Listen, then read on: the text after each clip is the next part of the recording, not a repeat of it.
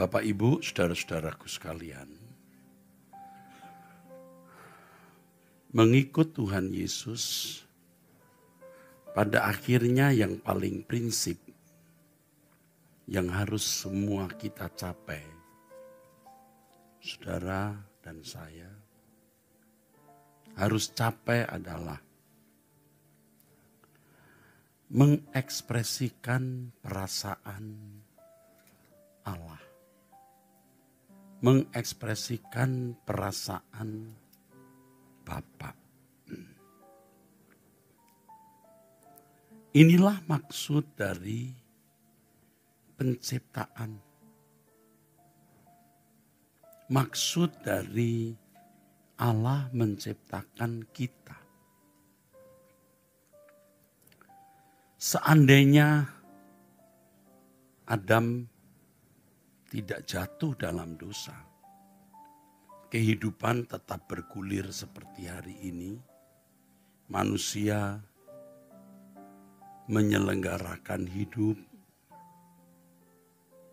mengelola alam semesta ini, menciptakan teknologi,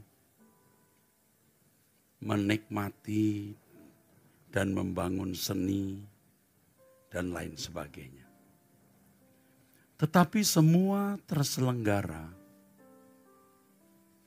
sesuai dengan sifat Allah. Hubungan antar manusia itu media di mana perasaan Allah diekspresikan. Dan tentu hal ini menyenangkan hati Allah yang menciptakan manusia. Tidak ada perbuatan manusia yang konflik dengan sifat Allah. Betapa indahnya kehidupan seperti itu, saudara. Tidak ada orang yang menyakiti sesamanya. Yang ada adalah saling menolong, menghibur, menguatkan, membahagiakan.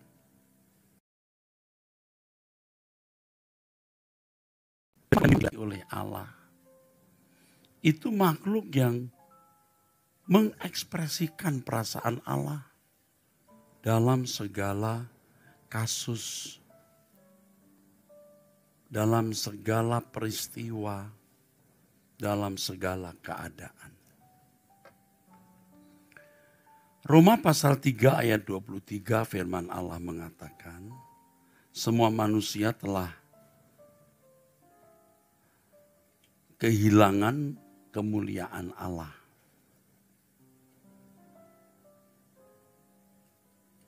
Sebenarnya kata kehilangan di situ dalam bahasa aslinya eustereo. Artinya kurang, lack of, kurang. Manusia yang jatuh dalam dosa itu tidak selalu menjadi biadab seperti binatang. Manusia bisa berbuat baik. Manusia bisa melakukan hal-hal yang santun dalam ukuran tertentu. Karenanya Allah memberikan 10 hukum. Walaupun tentu tidak ada manusia yang bisa melakukan dengan sempurna. Tetapi dengan 10 hukum Allah atau dasatita atau dekalog. Di situ diisyaratkan bahwa manusia masih mampu melakukan kebaikan. Masih mampu melakukan kebaikan. Dan ternyata manusia tidak bisa melakukan dengan sempurna. Kalau tidak bisa melakukan dengan sempurna, manusia bisa minta ampun. Kalau zaman perjanjian lama, tanda pengampunan dosa darah domba yang ditumpahkan. Sebenarnya darah tidak bisa menyucikan dosa. Darah yang disembelih, domba yang disembelih itu sebenarnya hanya semacam voucher, pembayaran sementara. Pembayaran yang sesungguhnya itu nanti. Di zaman perjanjian baru, Yesus anak domba Allah yang disembelih. Jadi darah Yesus yang disembelih itu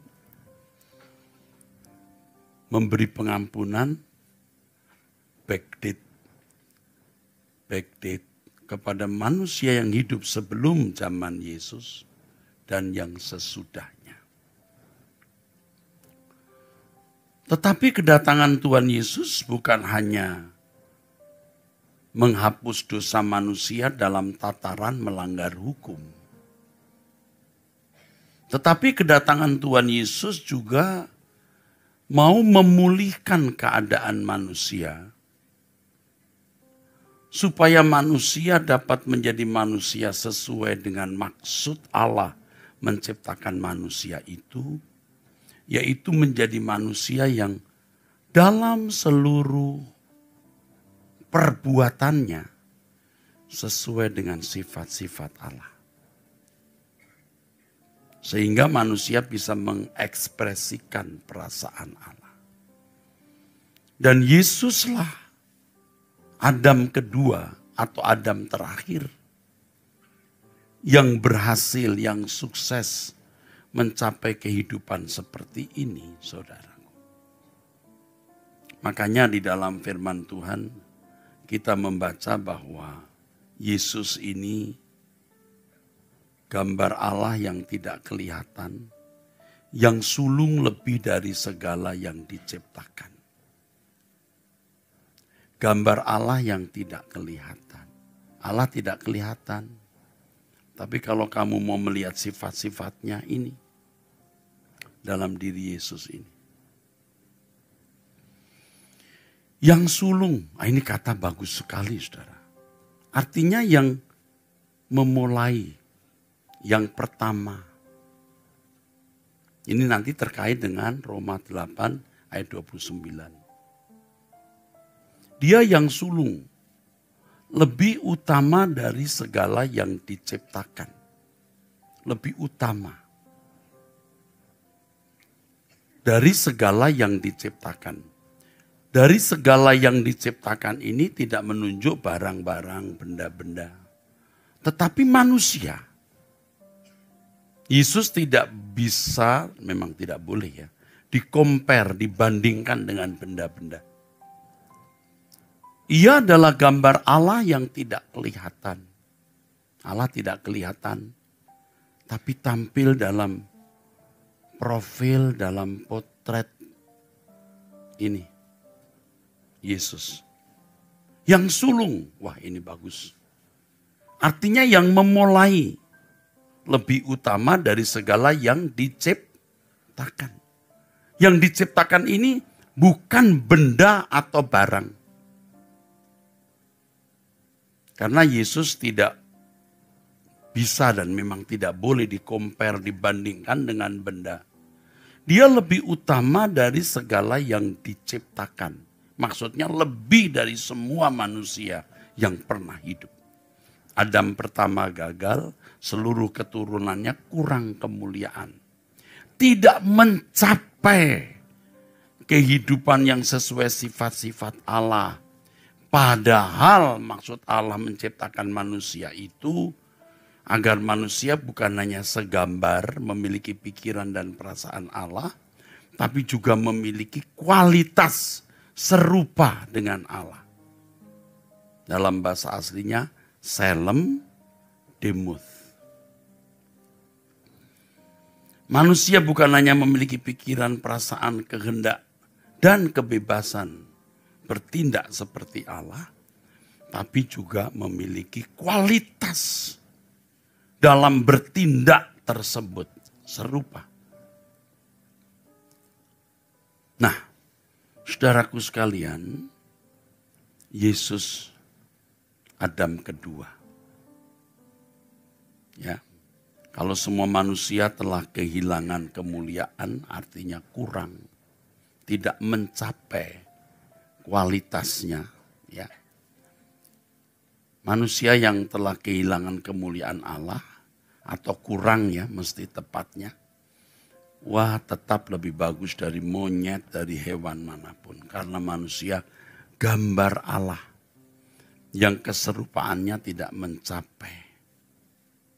Nah, Yesus ini Adam kedua atau Adam terakhir yang bisa menampilkan sifat Allah. Yang sulung, ini penting sekali saudara. Ini sangat fundamental di dalam kekristenan. Yang sulung artinya dia memulai. Kata yang sulung mengisyaratkan ada yang lain. Katakan amin. Ini anak saya yang sulung, berarti ada anak-anak yang lain. Di Roma pasal 8 juga dikatakan dia menjadi yang sulung di antara banyak saudara. Dan ini sebenarnya berita yang indah. Good news itu ini. Injil itu kabar baik itu ini. Baiknya itu ini. Manusia dapat dikembalikan menjadi manusia sesuai dengan rancangan Allah semula. Makanya ada pelayanan. Ada gereja seperti ini. Tujuannya hanya ini. Tujuan utamanya menyelamatkan saudara. Menyelamatkan itu bukan hanya nanti kalau mati masuk surga. Terhindar dari neraka. Tetapi sejak di bumi mengalami proses perubahan. Supaya nanti kalau meninggal masuk rumah Bapa. Keselamatan jiwa itu bukan hanya menyangkut surga neraka saja untuk nanti. Tapi keselamatan itu menyangkut proses peningkatan dari lack of, dari kurang tadi ditingkatkan. Manusia yang telah merosot dinaikkan kembali menjadi manusia sesuai rancangan Allah semula. Yesus menjadi yang sulung, ini berita baik. Tidak ada berita yang lebih baik dari ini. Saya mengerti sekali hal ini, mengerti sekali. Definisi keselamatan adalah usaha Allah mengembalikan manusia ke rancangan Allah semula. Kalau ada orang pernah tulis, mungkin sama. Tapi original saya yang dari dulu bicara. Maksud saya mengatakan ini bukan saya mau membanggakan diri. Saya mau mengatakan saya menggumuli ini. Dan saya terus berjuang dalam proses ini. Tetapi terus terang kadang-kadang saya habis akal. Habis akal. Saya mau bicara ini dengan kalimat apa lagi? Karena banyak orang tidak mengerti atau tidak mau mengerti. Jangankan jemaat. Aktivis bahkan pendeta di sekitar saya pun ada. Tidak semua ada. Yang tidak mau mengerti. Maka kelakuannya jadi jahat. Benar-benar jahat. Jahat. Benar-benar jahat. Yang itu kadang-kadang saya ratapi gitu. Apa saya kurang berwibawa, apa saya kurang urapan, apa saya belum jadi teladan. Habis akal gitu saudara. Sementara saya juga bergumul terus. Dan yang saya pahami ini sulit sekali. Makanya 70 tahun ini, 80 tahun ini singkat jika saudara pahami betapa tinggi kualitas yang harus kita capai.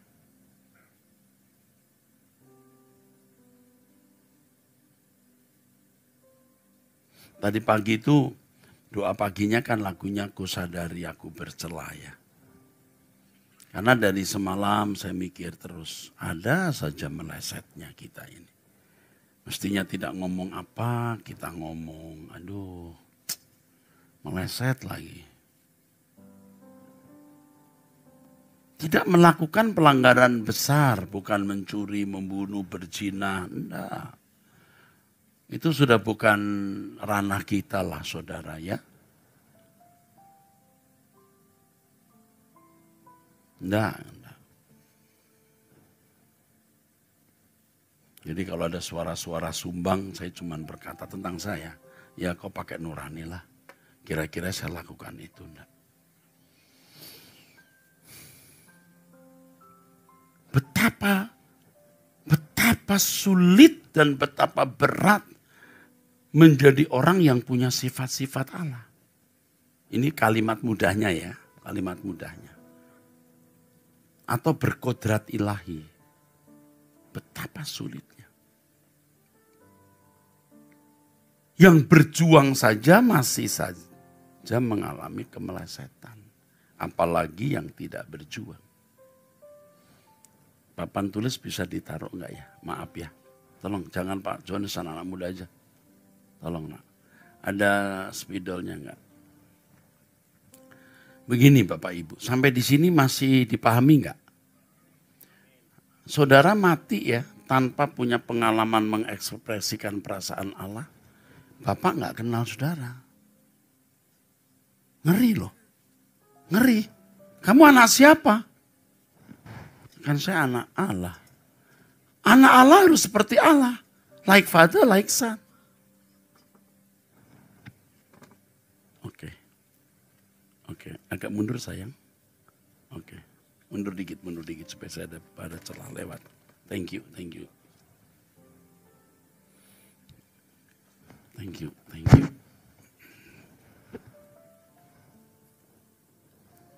Jadi puji-pujian, nyanyi, gereja, ini semua bukan inti.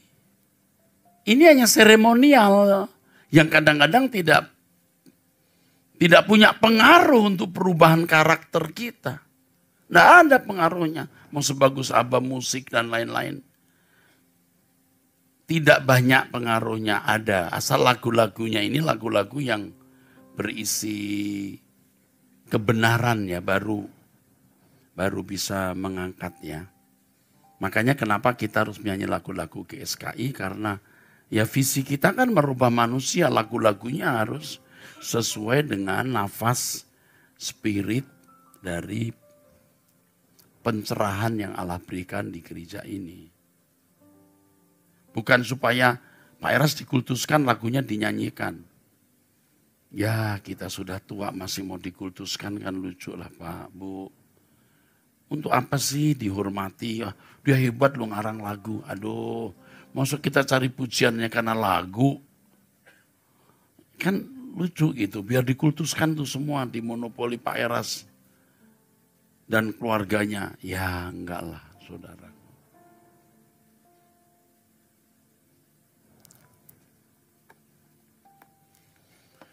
Bapak Ibu harus ini ya, mau berubah ya. Kesempatan hidup ini mahal sekali Bapak Ibu.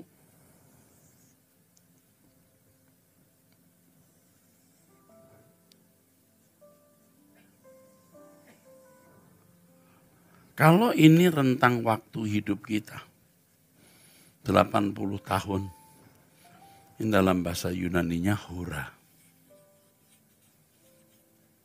Hura.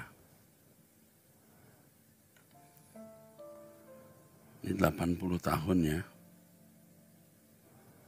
Kalau usia 80 ini.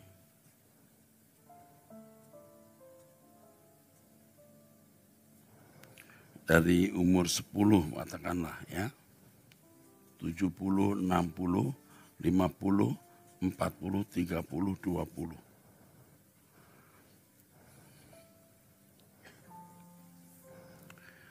Jadi saudara, waktu usia 20 tahun itu kedewasaannya mestinya segini dicapainya. Ini hanya gambarannya. Ketika umur 30 tahun diharapkan sudah sebegini. Ketika umur 40 tahun diharapkan sudah lebih tinggi lagi. Ya. Umur 60 tahun, umur 70 tahun. Terus sampai kita waktu usia 80 tahun meninggal. Sudah mencapai ini. Ini sudah kepenuhan Allah ya, karakternya sudah karakter yang menyenangkan hati Allah. Karakter yang puncak yang bisa kita capai. Dalam rentang waktu 70 tahun, 80 tahun, itu ada peristiwa-peristiwa yang terjadi. Peristiwa-peristiwa Allah menggunakan sarana peristiwa hidup. Allah membutuhkan peristiwa-peristiwa. Ya, Roma 8 ayat 28, Allah bekerja dalam segala sesuatu mendatangkan kebaikan bagi orang yang mengasihi Dia, agar mereka yang dipanggil ini menjadi serupa dengan Yesus, di mana Yesus menjadi yang sulung di antara banyak saudara. Ya. Nah, ada peristiwa-peristiwa. Nah, setiap peristiwa itu disebut momentum. Momentum. Kalau dalam bahasa Yunaninya kairos. Ada momentum-momentum kejadian-kejadian. Di rentangnya 80 tahun umur kita ada momentum. Dan Tuhan menggarap setiap orang itu dengan sempurna. Saya pernah mengemukakan bahwa kalau dunia pendidikan, kurikulum yang tersaji dari Departemen Pendidikan dulu ya, Dikdikbud, ya, atau dari Departemen Pendidikan itu sama, seluruh Indonesia kurikulumnya sama. Tetapi kalau pendewasaan rohani masing-masing individu, itu setiap orang itu didesain Tuhan. Jadi desain kurikulum pendidikan, Departemen Pendidikan itu sama untuk semua siswa SMA, sama untuk semua siswa menengah. Tetapi kalau setiap individu saudara itu desain kurikulumnya itu beda. Tidak ada yang sama. Itu hebat sekali. Nah, peristiwa-peristiwa ini memiliki urutan. Tuhan sudah mendesain kurikulum. Namanya kronos. Jadi ada hora. Ini rentangnya. Ada momentum peristiwa-peristiwa. Dan ada urut-urutan namanya kronos. Maka kita menemukan kata kronologi dalam bahasa Indonesia. Itu dari kata kronos.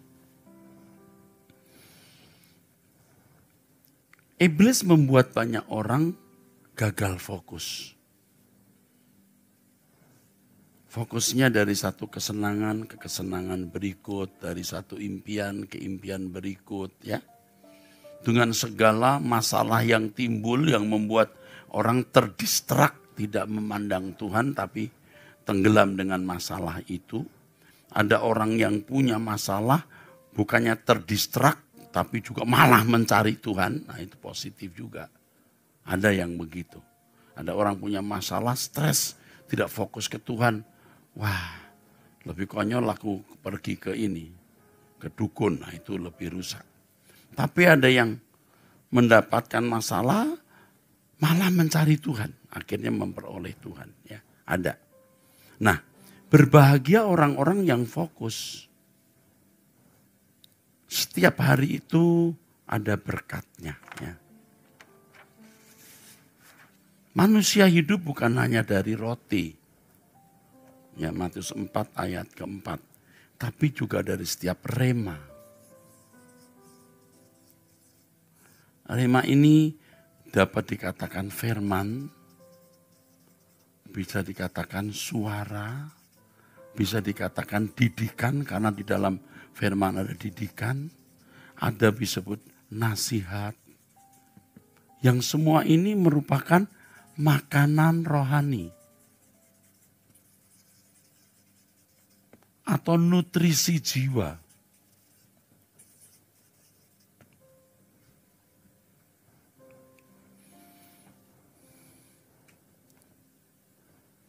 Dari apa yang dikatakan di Matius 4 ayat 4 itu sebenarnya Tuhan mau beritahu begini. Kamu itu bukan monyet, maaf ya. bukan binatang, bukan hewan. Tetapi kamu itu makhluk yang memiliki kekekalan. Binatang mati, finish. Lenyap. Vanish. Vanish, lenyap. Disappear, lenyap. Terminate, habis. Binatang, tapi manusia itu punya kekekalan. Makanya kalau kamu hidup hanya karena roti, waduh celaka kamu seperti hewan. Makan, tidur, lapar lagi, makan. Atau pakaian, punya fasilitas, lalu mati. Yang dikatakan di Lukas pasal 12, walaupun dia kaya raya, miskin dia. Karena tidak memiliki, tidak memperoleh firman, nasihat, suara, didikan ini. Kasihan saudara, miskin di kekekalan dan menjadi sampah abadi. Di gereja ini saudara disadarkan ya. Disadarkan ya.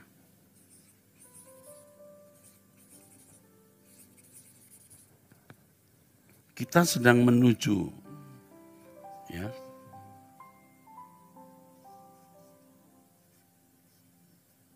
Ini kuburan ya saudara. Manusia itu seringkali hanya fokus kepada hal-hal yang di bumi ini. Before, sebelum kubur.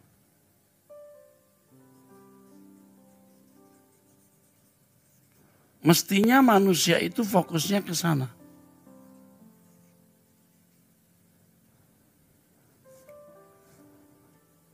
Bukan yang di sini. Manusia hidup bukan hanya dari roti. Ngerti nggak kamu akan mati, nanti kamu akan menghadapi kekekalan. Saudara harus sadar. Syukur ya, saudara masih mau ke gereja. Banyak orang tidak mau ke gereja. Sudah tidak mau. Kalaupun ke gereja hanya karena agama. Atau kalau di beberapa gereja ya. Tidak bermaksud menuduh, menjolimi gereja tertentu. Tapi harus diberitahu. Gereja yang hanya mengarahkan jemaat kepada berkat-berkat jasmani. Menarik uang kolekte, bangun gedung-gedung besar. Atau secara terselubung memiliki rekening, gendut, ya. Selalu ada tuh di dunia manapun. Tapi saudara di sini diajar ini, punya perspektif atau cara pandang, sudut pandang yang berbeda. Saya bukan mau jual kecap yang selalu bilang nomor 1 ya. Tetapi saudara bersyukur kalau Anda masih ke gereja hari ini, lalu saudara dibukakan pengertian ini ya. Hidup itu singkat ya.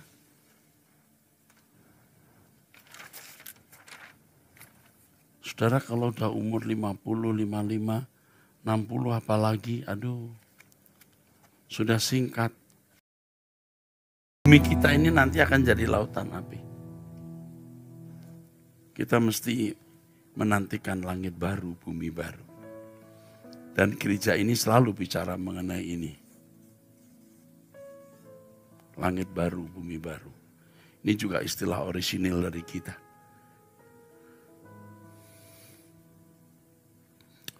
Logikanya ya saudara. Apa sih yang dicari gereja ini? Jadi kalau saudara tanya, apa yang bisa diberikan gereja ini Pak untuk kami? Ini penjelasan ini. Penjelasan ini. Kalau mau nurut, selamat. Kalau tidak nurut, celaka. Kita hanya menunggu waktu, saudara. Menunggu waktu. Menunggu waktu meninggal. Kemarin saya menghadiri ya, hari apa itu? Hari Jumat ya. yang usia 54 atau 48. Oh, ganteng, cakep. 48. Pria. Iya, saudara. Karena saya mengenal pria ini, jadi ada perasaan sentimentalnya juga, saudara. Ya, perasaan sentimentalnya. Tapi sering kita itu habis akal gitu. Mau menjelaskan ini ke orang itu sudah seperti kehabisan kalimat. Jangankan kepada jemaat, aktivis, tidak semuanya ya, atau bahkan pendeta. Nggak masuk. Buktinya apa? Buktinya jahat. Jahat. Menyakiti orang, menghakimi, membuli di lingkungan pendeta. Waduh, nggak bisa ngerti. Makanya jangan heran kalau saudara pun juga banyak yang hidupnya masih sembarangan, ya masih sembarangan. Nah, sekarang kita kembali ke pokok masalah. Bahwa Tuhan mau kita mengekspresikan perasaannya. Ini kalau ditinjau dari pendidikan, saya ini sudah doktor, saudara. Dan sebenarnya sudah associate professor. Kalau dari dulu saya sudah profesor. Dari dulu tidak pernah urus. Ditinjau dari jabatan, saya ini gembala wilayah, gembala senior di atas gembala-gembala. Ditinjau dari sinode, saya ketua sinode. Ditinjau dari perguruan tinggi, saya sudah berapa kali jadi rektor.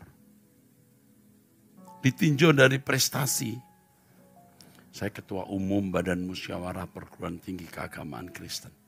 Jadi semua STT di Indonesia itu saya ketua eksekutifnya, ketua umum. Ada 380 segini, wah terhormat ya. Saya punya bintang kehormatan dari salah satu lembaga negara. Saya tidak usah sebutkan. Pernah ada orang datang ke lembaga itu dan tanya, bener nggak Pak Eras? Tanya aja situ. Karena dikira saya bohong. Pernah. Jadi di lembaga ini datang. Yang terkait dengan aparat pertahanan. Keamanan maksud saya. Saya nggak pernah menggunakan itu. Sudah punya prestasi, bukan mau membanggakan diri. Tetapi kalau ditinjau dari sekolah rohani, sekolah kehidupan, saya merasa belum sampai pada tingkat memuaskan hati Allah. Jadi nggak ada artinya. Mau doktor, mau punya kehormatan, nggak ada artinya. Mati itu nggak ada yang kita bawa. Aset juga saya punya, saudara. Dulu saya pernah beli tanah 20.000 meter. 20.000 per meter. Sekarang sudah hampir 1 juta. 6 hektar. 20.000, 15. Nyicil terus. Jadi. Saya bilang sama anak-anak saya, ini milik Tuhan ya nak. Jangan disalah gunakan. Jadi juga secara materi juga saya enggak kurang, bakal enggak kurang.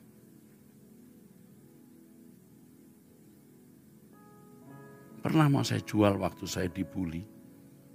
Setan bilang jual aja, perang. Dia mati atau kamu yang mati? Loh serius? Dia nggak dapat, yang udah dapat, setan yang dapat. Itu pepatannya orang Batak ya. Biar simbolis yang dapat. Jadi setan saya, jual aja. Kamu dapat sekian miliar, perangi. Wah, jadi setan.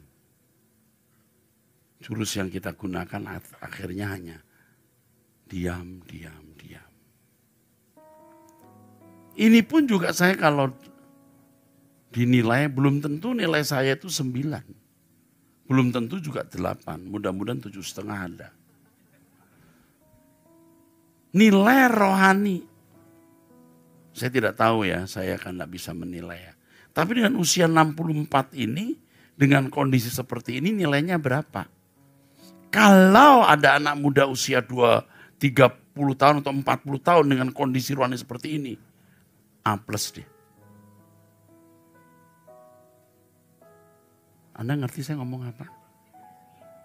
Dengan kedewasaan rohani seperti ini, dikenakan orang usia 40 tahun, dia A+. Tapi dikenakan pria usia 64 tahun, belum tentu A+. Mungkin B-. Makanya Tuhan belum mewisuda saya. Artinya innalillahi. Belum. Anak saya Stefani semalam bilang gini, Papa, saya takut Papa meninggal, Mama meninggal. Jadi saya berdoa Tuhan sebelum Papa meninggal biar saya meninggal dulu. Loh, kok gitu nak? Saya bilang gini, nak, Papa rasanya masih panjang. Dulu Papa pikir bakal cepet juga. Tapi setelah Tuhan menyingkapkan rahasia-rahasia firman-Nya bulan-bulan belakangan ini, saya merasa wah masih ada pewahyuan-pewahyuan yang Tuhan akan berikan. Jadi saya harus menyiapkan diri menjadi bejana Tuhan. Tuhan mau kita itu mengekspresikan perasaannya, saudaraku. Jadi jangan sombong dengan gelar, dengan kredibilitas. Ya. Popularitas saya juga punya, saudara. Di mana-mana, saudara. Mau di bandara, mau di pesawat. Kita baru masuk pesawat aja. Pramugarinya bilang, Pak Eras, foto. Misalnya gitu, di bandara itu. Wah, populer ya namaku ya.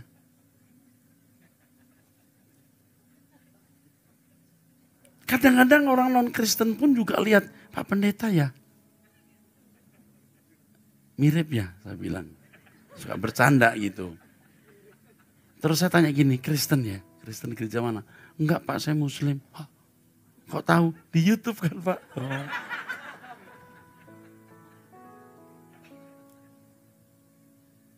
Wah, terkenal juga. Dikenal. Tapi apa artinya? Nah sekarang Bapak Ibu pikirkan, Bapak Ibu ini tingkat kerohaniannya terkait dengan mengekspresikan perasaan Allah itu sampai di mana? Ayo kita berjuang. Ayo kita berjuang. Berdoa pagi bangun jam 5 kurang doa, mendengarkan khotbah. Itu saudara lakukan dengan tekun. Saudara akan mendapatkan impartasi penularan dari sifat-sifat Allah. Benar saudara. Kenapa ada mungkin banyak ya teolog-teolog, STH, MTH, doktor. Kok wataknya begitu ya dari ngomongnya saja culas, nyelkit gitu. Nyakitin. Dia belajar ilmu Tuhan di ruang perpustakaan, di bangku sekolah. Dia enggak ketemu Tuhan tiap hari. Karena saya ada di lingkungan itu, saya tahu. Kadang-kadang orang makin secara akademis makin tinggi stratumnya, tingkatnya. Itu makin tidak berdoa. Nah tahu kenapa jadi begitu? Dulu waktu di daerah suka berdoa, waktu masih jemaat datang kebaktian, duduk, catat-catat. Begitu jadi teolog, dia begini.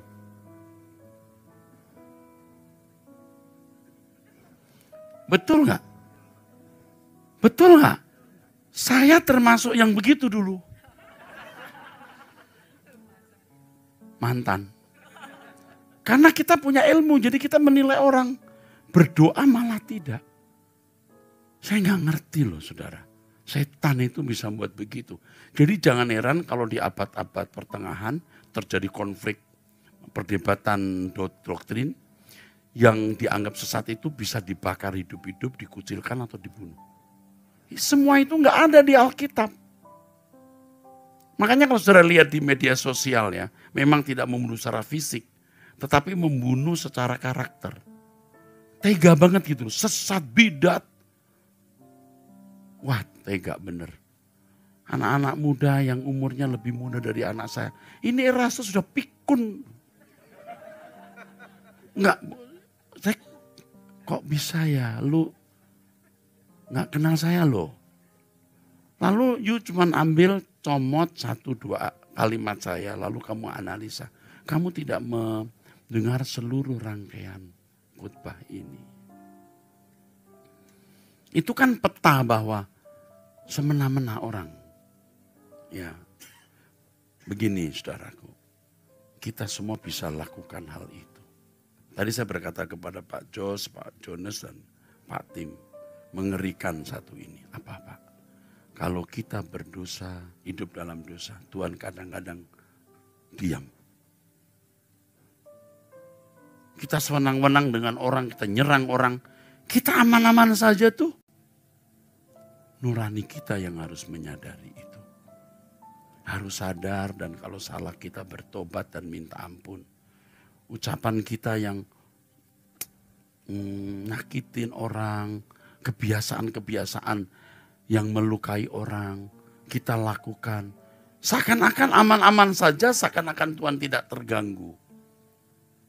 Karena kita tidak mau ketemu Tuhan. Kalau kita ketemu doa pagi, doa, nanti juga ada jam doa pribadi. Pasti kita akan mendapat nurani yang tajam. Pasti. Saudara dan saya tidak mungkin tidak salah. Amin. Tidak mungkin tidak meleset. Pasti ada melesetnya. Pasti ada salahnya. Tetapi berbahagia yang sadar waktu dia salah. Waktu dia meleset. Minta ampun dan memperbaiki diri. Dan Tuhan itu pengampunannya luar biasa. Dia akan menyediakan pengampunan dan pemulihan sekaligus. Hidup kita yang 70 tahun sampai 80 tahun ini harus menjadi momentum yang berharga, Pak. 70 tahun ini dibanding kekekalan itu tidak ada artinya. Jadi 1 tahun ini dibanding kekekalan juga. 1 tahun ini tidak ternilai harganya. Amin.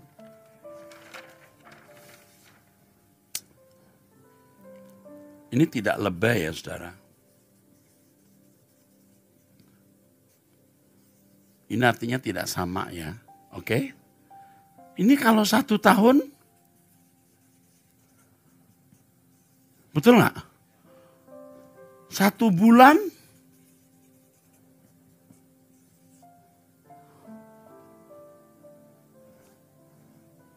1 hari sampai nanti 1 menit, 1 detik. Jadi kalau kita manfaatkan waktu kita untuk ketemu Tuhan, waduh nilainya tinggi sekali saudaraku. Tinggi sekali saudara. Baru-baru ini saya mengajak kita memiliki gerakan, tapi ini belum terlalu gencar, nanti saya mau gencarkan. Gerakan 24 hours in the presence of God. 24 jam di hadirat Allah. Selalu menghayati bahwa kita ada di hadirat Allah. 24 jam. Supaya kita itu selalu alert, waspada. Ada candid camera, ada kamera Tuhan yang tidak pernah mati. Selalu melihat kita. Hati-hati setiap kata yang kita ucapkan, setiap kalimat di gadget kita. Hati-hati jangan lakukan kecuali memang memberkati. Orang tua terhadap anak jaga mulut. Kalau di Anda bertanya Alkitab menjawab, sudah berkali-kali. Berkali-kali orang tanya saya, Pak, saya dikutuki mama papa saya atau mama saya atau papa saya. Kutuknya itu berlaku enggak? Saya jawab di dalam Tuhan tidak akan berlaku kutukan itu. Tapi kalau orang tidak nurut orang tua, biar tidak dikutuk, dia terkutuk. Paham gak saudara? Orang tua tidak boleh main kutak-kutuk. Dasar anak nggak bener, nggak kawin lo.